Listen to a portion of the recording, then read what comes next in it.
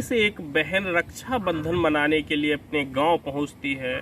और गांव में उसके छोटे भाई के द्वारा कुल्हाड़ी से उसे काटकर उसकी हत्या कर दी जाती है। आखिर बहन ने ऐसी कौन सी गलती कर दी थी जिसके खातिर वही भाई जो उसके रक्षा का वचन देने वाला था रक्षाबंधन पर, आखिर उसी भाई ने अपनी बहन की कुल्हाड़ी से काटकर हत्या कर दी। नमस्कार, मेरा नाम है तेजपाल वर्मा। जनता का दम न्यूज़ देख रहे हैं आप। दरअसल आज की जो सच्ची कहानी है वो उत्तर प्रदेश के अंतर्गत एक जिला पड़ता है कौशाम्बी, और कौशाम्बी जिले के अंतर्गत एक थाना पड़ता है सराय आकिल। सराय आकिल थाने के अंतर्गत एक गांव पड़ता है टिगरी मुजफ्फरपुर। इस गांव में एक किसान होता है मनराखन सिंह, जिसकी एक बेटी प्रीति गांव के ही रहने वाले एक लड़के से प्यार कर बैठती है। जब परिवार को इस लड़की के प्यार के बारे में पता चलता है तो परिवार इसके खिलाफ होता है, और खिलाफ होने का कारण एक होता है कि जो लड़की होती है वो पटेल समुदाय से आती है और जो लड़का होता है वो गांव के ही धोबी समुदाय से आने वाला होता है। जिस कारण जो लड़की का परिवार होता है वो लड़की के प्यार के खिलाफ होता है और लगातार लड़की को समझाने का प्रयास करता है कि आपके द्वारा जो किया जा रहा है वो परिवार के द्वारा कभी भी स्वीकार नहीं किया जाएगा, और धीरे धीरे जो छोटी छोटी बातें होती हैं वो बड़े लड़ाई झगड़े में तब्दील हो जाती हैं। और जिस कारण क्या होता है कि जैसे ही लड़की कक्षा 8 पास करती है तो लड़की के एक चाचा होते हैं जो दिल्ली में रह रहे होते हैं। यहाँ पर मनराखन सिंह जो होता है अपनी लड़की प्रीति को अपने छोटे भाई अर्थात लड़की के चाचा के साथ रहने के लिए दिल्ली भेज देते हैं, और वहीं पर वह अपनी पढ़ाई लिखाई जारी कर देती है। जब लड़की प्रीति दिल्ली में अपने चाचा के यहाँ रहने लगती है तब लड़की के परिवार वाले जो होते हैं वह निश्चिंत हो जाते हैं, और उनको लगता है कि शायद वह कम उम्र की वजह से जो लड़की बहक गई थी अब वहाँ रहकर सुधर जाएगी। और इस तरह से काफ़ी लंबा बीच में समय गुजर जाता है और समय आ जाता है रक्षाबंधन 2023 का, जिससे कुछ दिन पहले अपने भाई के हाथ पर राखी बांधने के लिए अर्थात रक्षाबंधन का पवित्र त्यौहार मनाने के लिए जो प्रीति नाम की लड़की होती है वह दिल्ली में अपने चाचा के घर से अपने गांव टिगरी मुजफ्फरपुर आ जाती है।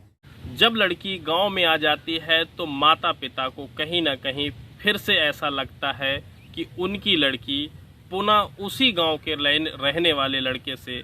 फ़ोन पर बात करने लगी है, जिस लड़के की वजह से उन्होंने अपनी लड़की को दिल्ली भेजा था। और वह माता पिता दोनों लोग इस बात को अपने बेटे दीपक को बताते हैं, और दीपक जो होता है अपनी बहन पर निगाह रखना शुरू कर देता है। उसकी छोटी मोटी हर गतिविधि पर वह नज़र रखता है। इसी के चलते क्या होता है कि शुक्रवार देर रात हो चुकी होती है, सभी लोग सो चुके होते हैं। वहीं जो लगभग 14 साल का दीपक होता है वो देखता है कि उसको बहुत धीरे धीरे से किसी के हंस हंस कर बात करने की आवाज़ सुनाई दे रही है। इस पर दीपक जो होता है अपने कमरे से उठता है और बाहर आंगन में जाकर देखता है तो वह देखता है कि उसकी जो बहन है प्रीति वो किसी लड़के से बात कर रही है और हंस हंस कर बात कर रही है। वह उसके पीछे जाकर खड़े हो जाता है और उस अपनी बहन के द्वारा की हुई बातों को सुनने लगता है।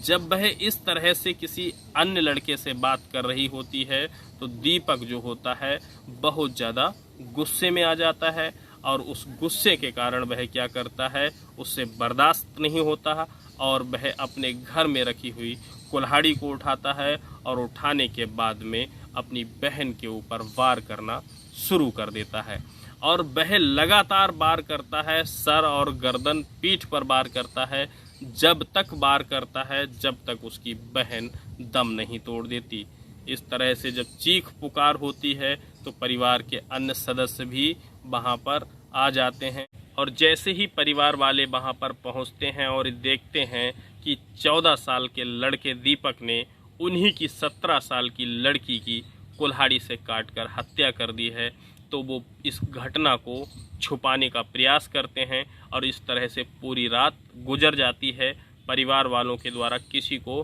भनक नहीं लगने दी जाती कि हमारे घर पर क्या कांड हो गया है। जैसे ही अगला दिन निकलता है, दिन आता है शनिवार का, परिवार जो होता है उस लड़की की अंतिम संस्कार की चोरी छुपे तैयारी कर रहा होता है। लेकिन जो लड़का होता है दीपक, वह इतना ज़्यादा गुस्से में होता है और अपनी बहन की करतूत को जगजाहिर करने के लिए वह क्या करता है कि स्वयं थाने पहुंच जाता है सराय आकिल में और पुलिस के सामने अपनी घटना कबूल करता है कि मैंने अपनी बहन की कुल्हाड़ी से काटकर हत्या कर दी है। जब पुलिस अधिकारी इस घटना को सुनते हैं तो सुनकर सन्न रह जाते हैं और जब इतनी बड़ी घटना सुनते हैं तो एसपी, डीएम सहित पुलिस फोर्स मौके पर पहुंचती है और पहुंचने के बाद में सबको अपने कब्जे में लेकर पोस्टमार्टम के लिए भेज देती है। लेकिन जब ये देखती है कि सिर्फ एक 14 साल का लड़का और उसने कैसे अपनी 17 साल की बहन का कुल्हाड़ी से काटकर हत्या कर दी, तो पुलिस को शक होता है, क्योंकि जो शव मिलता है उस शव के हाथ जो होते हैं पीठ की तरफ दोनों मुड़े हुए होते हैं। तो कहीं ना कहीं पुलिस को यह शक होता है कि इस हत्या में कोई परिवार का अन्य व्यक्ति भी शामिल है। इस वजह से क्या होता है कि लड़के के पिता, माता और लड़का, इन तीनों को गिरफ्तार कर लिया जाता है और सबको पोस्टमार्टम के लिए भेज दिया जाता है।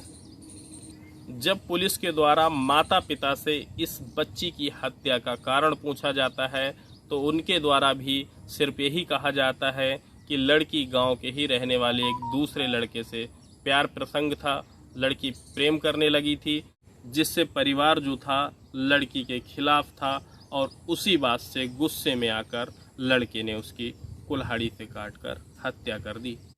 इस घटना पर आपकी क्या राय है, हमें कमेंट सेक्शन में ज़रूर बताइएगा और साथ ही ये बताइएगा कि यहाँ पर भाई के द्वारा बहन के साथ जो किया गया वो ठीक था